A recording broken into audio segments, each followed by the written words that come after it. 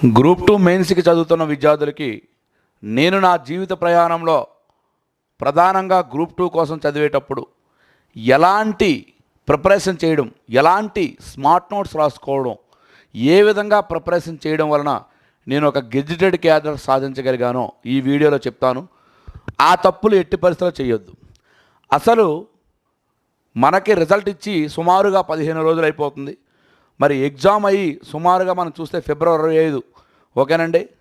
మరి 2 నెలలు కావస్తుంది. మరి ఇంకనూ కూడా మీరు ఒక క్రమబద్ధమైన ప్రిపరేషన్ చేయకపోతే, మీ లోపాలను సవరించుకోకపోతే ఖచ్చితంగా మూల్యం చెల్లించుకోక తప్పదు.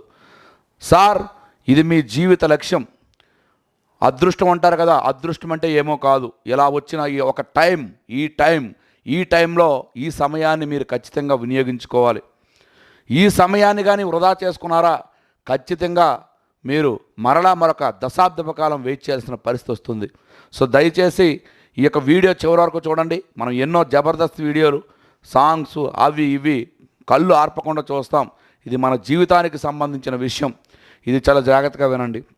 సార్, ఒక విషయం గమనించండి.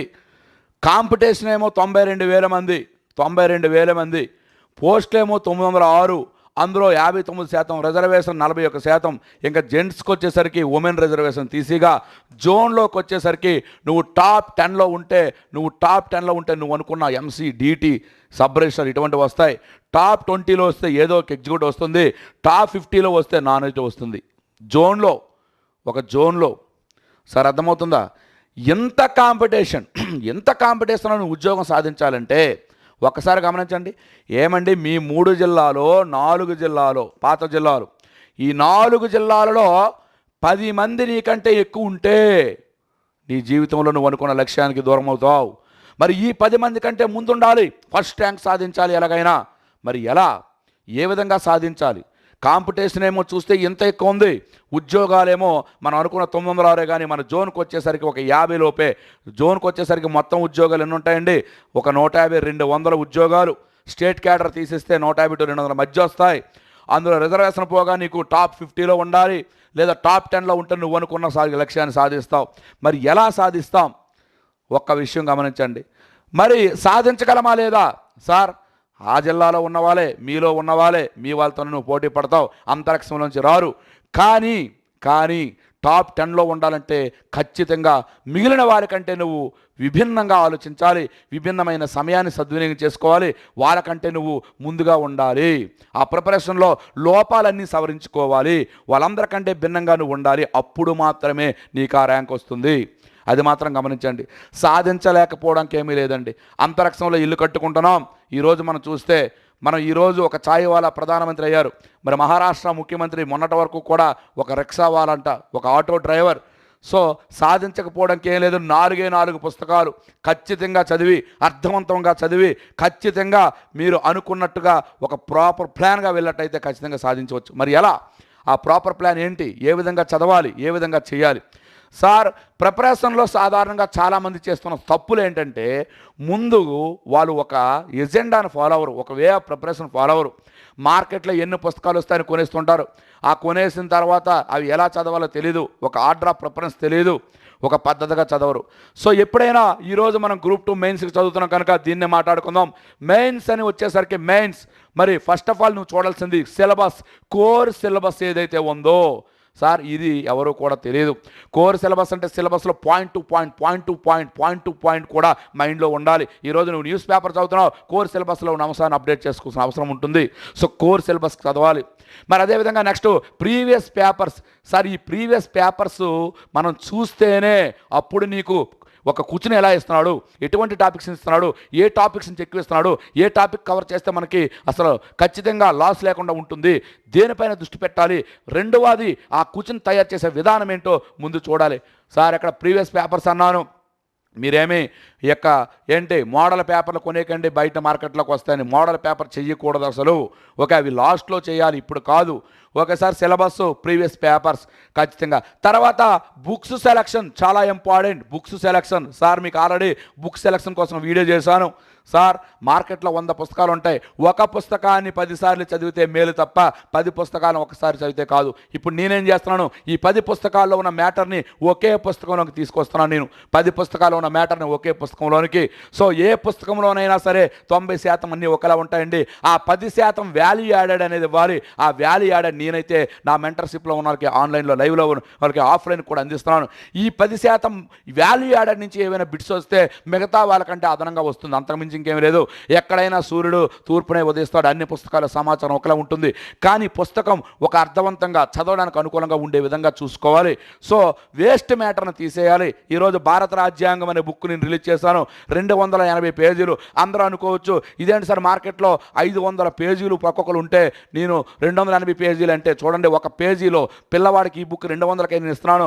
ఈ బుక్ ఒక పేజీ 3 పేజీలతో సమానం, 3 పేజీలతో దగ్గరగా నీట్గా అర్థవంతంగా తయారు చేశాను. అర్థమవుతుందండి?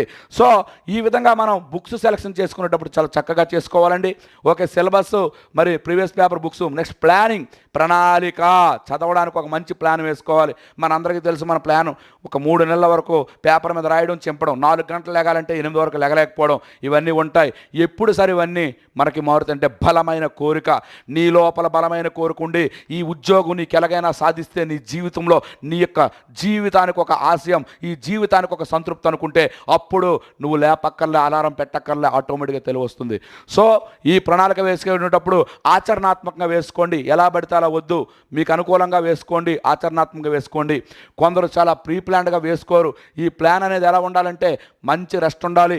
చూడండి, ఉదయం 4 లేచావు, 11 గంటల వరకు చదివావు, ఖచ్చితంగా ఒక ½ అన్ అవర్ రెస్ట్, నిద్ర ఉండాలి. ఎందుకంటే మన మైండ్ యంత్రం కాదు, ఆ రెస్ట్ ఉండాలి ఉదయం 4 లెగిస్తే. మరి అదేవిధంగా మధ్యాహ్నం, మరి రాత్రి పడుకునేటప్పుడు కూడా 10 గంటలు 10:30కు పడుకోవాలి, 5 గంటలు రాత్రి నిద్ర ఉండాలి, మధ్యలో ఒక అరగంట, మినిమం 5:30 to 6 గంటల రెస్ట్ ఉండాలి. ఎందుకంటే మైండ్ మిషన్ కాదు. సో ఇలా మీరు చేయాలి. మరి ఈ ప్రణాళిక వేసుకునేటప్పుడు చదివే విధానం, సార్ చూడండి ఇది చాలా ఇంపార్టెంట్. ఈ చదివే విధానంకి వచ్చేసరికి మనకి ఎలా ఉంటుందంటే, ఏం చేస్తారు, ఈ 4 పుస్తకాలు పెడతారు, ఒకసారి చూసేద్దాం అని చెప్పి పటా తిప్పేస్తారు. ఓకే, ఒక 2 నెలలు అయిపోయింది, ఇంకా మళ్ళీ ఉంది 2వ రివిజన్ 3వ రివిజన్, ఇలా చదువుకుంటూ వెళ్ళిపోతారు. అలా ప్రాపర్ ప్లాన్ ఆఫ్ యాక్షన్ లేకుండా చదివితే ఎట్టి పరిస్థితుల్లో కూడా నువ్వు తల చదివితే తోక గుర్తుండదు, తోక చదివితే తల గుర్తుండదు. ఇక్కడ చదివే విధానం ఇంపార్టెంట్, చాలా పేషెన్స్గా చదవాలి. ఇక సైకాలజీలో అంతరదృష్టి అభ్యసనం అనేది ఉందండి. ఆ అంతరదృష్టి అభ్యసనం ఏంటి సార్ అంటే, ఈరోజు చదివిన అంశం, సార్ ఒక చిన్న ఎగ్జాంపుల్, ఉదయం 4 లేచి నువ్వు చదివావు, 3 గంటలు చదివావు. ఓకే, మొదటి గంటన్నర పెట్టిన ఎఫిషియన్సీ తర్వాత గంటలో ఉండదు. మొదటి 30 పేజీలు చదివింది తర్వాత 20 పేజీల్లో ఉండదు. మరి నువ్వు ఇలా చదువుకొని వెళ్ళిపోతే ఆ 20 పేజీల్లో బిట్ వస్తే ఏం చేస్తావు? రెండవది రివిజన్ చెయ్యరు. ఒకసారి చదివిన దాన్ని 3 సార్లు లేదా 4 రోజులు వరుస రివిజన్ చెయ్యాలి. సార్ అదే చదువుకొని కూర్చుంటే ఎలా అనుకోవచ్చు, అవసరం లేదండి. ఈరోజు భారత రాజ్యాంగం ఉంది, ఒక పేజీ తీసుకున్నావు, అన్నీ తెలిసిన భారత రాజ్యాంగం, ముసాయిదా కమిటీ అధ్యక్షుడు అంబేద్కర్, టిక్ పెట్టాలి అక్కర్లా, వదిలే, నీకు తెలిసిన వదిలే, తెలియని టిక్ పెట్టుకొని వెళ్ళు. తర్వాత రోజు గంట అవుతుంది, తర్వాత రోజు ½ అన్ అవర్ అవుతుంది, తర్వాత రోజు పావు గంట అవుతుంది. ఇలా ఒక ప్లాన్ ఆఫ్ యాక్షన్. ఇక్కడ హైలైటర్ పట్టుకొని నీకు ఏవైతే కష్టంగా ఉన్నాయో వాటిని మార్క్ చేసుకో, రాసుకోక టైం ఉండదు. హైలైటర్ వాటిని వారంకి ఒకసారి, 15 రోజులకు ఒకసారి రివిజన్ చేసుకో. Revision remedial revision. ఈరోజు నేను మెంటర్షిప్లో స్టూడెంట్స్కి ఇదే ఇస్తున్నాను. ఒక టెస్ట్ పెట్టాను అనుకోండి, 4 రోజులు, సపోజ్కి ఈరోజు టెస్ట్ పెట్టాను, రేపు టెస్ట్ పెట్టాను, అయితే గ్రాండ్ టెస్ట్ పెట్టేటప్పుడు లేదా నెక్స్ట్ టెస్ట్ పెట్టేటప్పుడు ముందుని కలిపి చదివిస్తున్నాను, ఆ ముందుది కలిపి చదివిస్తున్నాను, సిలబస్ ఇస్తున్నాను, ఆ ముందుది కలిపి సిలబస్ ఇస్తున్నాను. నేను వద్దన్నా వాళ్ళు ఒకసారి చూసేస్తున్నారు. సో ఇలా రెమీడియల్ రివిజన్ చేస్తే ఎగ్జామ్ హాల్లో నీకు ఎలాంటి బిట్ అయినా సరే గుర్తొస్తుంది. అది గుర్తుంచుకోండి. ఈ చదివే విధానం ఇంపార్టెంట్. వరుస 4 సార్లు చదవాలి, రెమీడియల్ రివిజన్ చదవాలి. ఎలా పడితే అలా చదివితే అవ్వదండి. ఓకే, మీరు అనుకోవచ్చు సమయం చాలకపోవచ్చు, సార్ చదివింది 80% అయినా 70% పెర్ఫెక్ట్గా అందులో 80% మార్కులు వచ్చేలా చదువు. 100% పుస్తకాలు 3 సార్లు రివిజన్ చేసి ఉపయోగం ఉండదు. నేను చెప్పినట్టు చదువు, నీకు ఖచ్చితంగా ఉద్యోగం వచ్చి తీరుతుంది. ఎందుకంటే ఈ ప్రిపరేషన్ వల్లనే నేను 6 ప్రభుత్వ ఉద్యోగాలు సాధించాను. EdCET state first, panchayati state third, group 2 gazetted cadre, DSC topper. So నేను చెప్పేది ఏంటంటే నువ్వు రివిజన్ చేసేటప్పుడు అర్థవంతంగా ఉండాలి. మొదటి రోజు ఇటు నుంచి చదువుతావు, తర్వాత రోజు బ్యాక్ సైడ్ నుంచి అంశాలు కప్పు చేస్తావు. ఎందుకంటే ఈరోజు ఉదయం లేచినట్టు చదివింది, తర్వాత రోజు నీకు 1 గంటన్నర 2 గంటలు బాగా ఉంటుంది, లాస్ట్ గంట నువ్వు సరిగా చదవు. నెక్స్ట్ డే అటు నుంచి చూసుకుంటారా నీట్గా నీట్గా ఇలా నువ్వు ప్రతి టాపిక్ పైన కూడా చాలా చాలా అర్థవంతంగా ప్రిపరేషన్ చేయాలి. ఒకసారి మరి చదివినది నీకు ఎంతవరకు వస్తుందో తెలుసుకోవడానికి ఒక టెస్ట్ ప్రాక్టీస్ చేయాలి. ఇది చాలా కష్టం, నీకు నువ్వు తయారు చేసుకోలేవు. కనుకే నేను ఇంటిగ్రేటెడ్గా ఆన్లైన్లో ఆఫ్లైన్లో కూడా మెంటర్షిప్ ఎలా ఇస్తున్నాను, కోచింగ్ ఎలా ఇస్తున్నానంటే ఈ సిలబస్ చెప్పిన వెంటనే తర్వాత రోజు దీని మీద ఒక టెస్ట్ ఇస్తాను. అది చేస్తే నీ లోపాలు నీకు తెలుస్తాయి. ఈ టెస్ట్ని ఎలా ఇస్తున్నాను, తర్వాత రోజు పెట్టిన టెస్ట్లో ముందుకు కలుపుతున్నాను, తర్వాత రోజు టెస్ట్లో ముందుకు కలుపుతున్నాను, ఇలా కలుపుకుంటూ వెళ్తున్నాను. Remedial revision. మరి అదేవిధంగా ప్రిపరేషన్ అయిపోయిన తర్వాత లాస్ట్ 1 మంత్ చాలా important sir. Last 15 days, last 7 days, last 1 day చాలా ఇంపార్టెంట్. ఎందుకంటే ఎగ్జామ్ దగ్గర కొద్ది టెన్షన్ పడుతుంది. లాస్ట్ 15 days ఎట్టి పరిస్థితుల్లో కూడా మీరు ఎట్టి పరిస్థితుల్లో కొత్త పుస్తకాలు కొనవద్దు. లాస్ట్ 1 month ఈ సిలబస్ని స్పీడ్గా రివిజన్ చేసేయడానికి ఇక్కడే స్మార్ట్ నోట్స్ నేను అందిస్తున్నాను. మన మెంటర్షిప్లో స్మార్ట్ నోట్స్. లాస్ట్ 7 days మనం ఎలా అంటే ఈ సిలబస్ మొత్తాన్ని ఒకేసారి మైండ్లో పెట్టుకునే రివిజన్ మనం చేసుకోవాలి. లాస్ట్ 1 day దయచేసి రాత్రి 8 గంటలకి ప్రిపరేషన్ మూసేసి పుస్తకాలు అడుగు మీద పెట్టేయండి. నేను చూస్తాను చాలామందిని గేటుల దగ్గర వాడు పిలుస్తున్నా సరే ఆగండి కొంచెం చూసేస్తాను. సార్ ఒక విషయం గుర్తుంచుకోండి, ఇన్ని నెలలు ఇన్ని సంవత్సరాలు చదివింది ఎగ్జామ్ ముందు రోజు నైటు లేదా ఎగ్జామ్కి వెళ్ళిపోయేటప్పుడు చూసినంత మాత్రాన ఏమీ ఒరిగేది ఉండదు. అది మన భ్రమ. ఉపచేతనం అంటారు సైకాలజీలో. నీ చిన్ననాటి ఫ్రెండ్ గుర్తొస్తాడు ఇప్పుడు కనిపిస్తే, ఈ బుక్స్లో ఉన్నవి కూడా నువ్వు చదివినవన్నీ గుర్తొస్తాయి, భయపడకు. కానీ ముందు రోజు నువ్వు టెన్షన్ పడి నిద్ర లేకపోయి తిండి సరిగా తినక ఎగ్జామ్ ముందు గాబరా పడితే గాబరాగా ఉండేటప్పుడు తాళం పక్కన ఉన్న మనకు కనిపించదు, ఎగ్జామ్లో కూడా బిట్టాలుగా కనిపించదు. దయచేసి సవరించుకోండి. ఓకే, మరి అదేవిధంగా ప్రిపరేషన్లో శారీరకంగా మానసికంగా దృఢంగా ఉండాలి. ఎగ్జామ్ ముందు రోజు మీ నాన్నగారికి బాగోలేదు, మీ అమ్మగారు చనిపోవచ్చు, ఇంకేదైనా జరగవచ్చు, లేదా మీ ఫ్రెండ్కి చనిపోవచ్చు, ఇంకేదైనా జరగవచ్చు. మెంటల్లీ స్ట్రాంగ్గా ఉండాలి. ఏదైనా ఈ లక్ష్యం ఇది నువ్వు సాధిస్తేనే జీవితంలో నువ్వు స్థిరంగా ఉన్నావు. కనుక మానసిక సామర్థ్యం దానికోసమే ప్రతి వారము ప్రతిరోజు కూడా నేను క్లాస్లో గైడెన్స్ ఇస్తూనే ఉంటాను. ఎవరైనా ఇలాంటి వాళ్ళు ఉంటే ప్రత్యేక కౌన్సిలింగ్ ఇస్తున్నాను. సో మెంటల్గా నువ్వు డిసప్పాయింట్ అయ్యేవానికి ఎగ్జామ్ వారం రోజుల ముందు అనుకోని సంఘటన జరిగి నీ మైండ్ డిసప్పాయింట్ అయితే ఎంతకాలం కన్నా కలపోతుంది, అది గుర్తుంచుకో. సో దీనికే మెంటర్ అండ్ గైడెన్స్ చాలా ఇంపార్టెంట్. మన కోచింగ్లో క్లాసులే కాదు, నేను మెంటర్గా గైడెన్స్ ఇస్తున్నాను. ఎగ్జామ్ ముందు రోజు వరకు కూడా మన స్టూడెంట్స్ 1800 మందికి 1750కి పైగా విజయం సాధించడానికి సక్సెస్ అవడానికి ఈ ఎగ్జామ్ ముందు రోజు కూడా నేను ఈ నెగిటివ్ మార్కింగ్ కోసం చెప్పడం వల్లనే. సో ఆ విషయం గమనించుకోండి. సార్ నేను ఒక విషయం చెప్తాను, ఓవర్ కాన్ఫిడెంట్ వదిలే. నేను చాలామందిని చూశాను, ఏముంది నేను చదివచ్చు సార్, అవకాశం ఒకసారి వస్తుంది నువ్వు అనుకుంటున్నావు. సార్ సపోర్ట్ లేకుండానే నువ్వు కొట్టగలవంటే సపోర్ట్ ఉంటే ఎంత? 3500 ఆన్లైన్లో ఏముందండి నాకు అర్థం కావట్లేదు. నువ్వు వేసుకున్న డ్రెస్సు 3500 ఎందుకు ఆలోచిస్తున్నావు? నువ్వు టీచర్ బాగా సాధించావు, కానీ ఇది గ్రూప్ 2 జోన్ టాప్లో ఉండాలి, అది గుర్తుంచుకో. నువ్వు ఎంప్లాయ్ 3500 ఏముంది, నువ్వు అన్ఎంప్లాయ్. ఇది నీ జీవితంలో రీడింగ్ రూమ్లకే 1000 రూపాయలు లెక్కన 6 నెలల్లో 6000 కడుతున్నావు, హైదరాబాద్లో 2000 కడుతున్నావు. సో నువ్వు కోచింగ్ లేకుండా గైడెన్స్ లేకుండానే అంతగా ఉంటే నీకు అవి ఉంటే ఎలా అనేది గుర్తుంచుకో. ఇది ఉంటే నేనున్నాను అండి. ఒక విజేతతో 10 నిమిషాలు మాట్లాడడానికే మీకు కావాలని అటు ఇటు వెళ్తారు. అలాంటిది ఒక విజేత కంప్లీటెడ్గా గైడెన్స్ ఇస్తున్నాడు, కంప్లీటెడ్గా మెంటర్గా ఉంటున్నాడు. ఎగ్జామ్ ముందు రోజు వరకు 200 ఉద్యోగాలు నేను సాధించాలనే లక్ష్యం నా యొక్క లక్ష్యంలో మీకు నేను అందిస్తున్నాను. మీరు ఈ 3500 కోసం ఆలోచిస్తే మీ యొక్క జీవితంలో మీరు ఒక తప్పు చేసినట్టు అవుతారు. నేను చెప్తున్నాను, ఎందుకంటే ఆ రిజల్ట్ నేను చేసి చూపిస్తాను. సో ఏదైతే నువ్వు అనుకున్నావో కోరిక, దీనికోసం కష్టపడు, ఎట్టి పరిస్థితిలో విశ్రమించుకో. ఇంకో విషయం చెప్తున్నాను, ఆన్లైన్ కంటే ఆఫ్లైన్ స్టార్ట్ చేశాను. రా విజయనగరం, నీకెందుకు ఉద్యోగం రాదని నేను చూపిస్తాను. ఆఫ్లైన్ బ్యాచ్ స్టార్ట్ అయింది, హాస్టల్ ఫెసిలిటీ కల్పించాను. రా విజయనగరం, నువ్వు విజయనగరం రా, నీకు ఎందుకు ఉద్యోగం రాదో నేను చెప్పినట్టు చదువు. Remedial revision, syllabus orientation, 3 times revision, ఇవన్నీ కూడా ఆఫ్లైన్లో జాయిన్ అవ్వడానికి ఆన్లైన్లో కూడా ఫ్రీగా ఇస్తున్నాం. 3 సార్లు ఆన్లైన్లో రివిజన్ చేసే ప్లాన్ పెట్టాం. అద్భుతమైన స్టేట్ ఫ్యాకల్టీ ఉమామహేశ్వరరావు గారు పండిపోయారు, degree college lecturer Ramesh Naidu గారు, అలాగే దేవేంద్ర గారు పాలిటీ వచ్చారు, మార్కండేయ గారు పాలిటీ వస్తున్నారు, అలాగే గ్రూప్ 1 ఆఫీసర్ రామకృష్ణ గారు, సతీష్ గారు నీట్ ఫ్యాకల్టీ.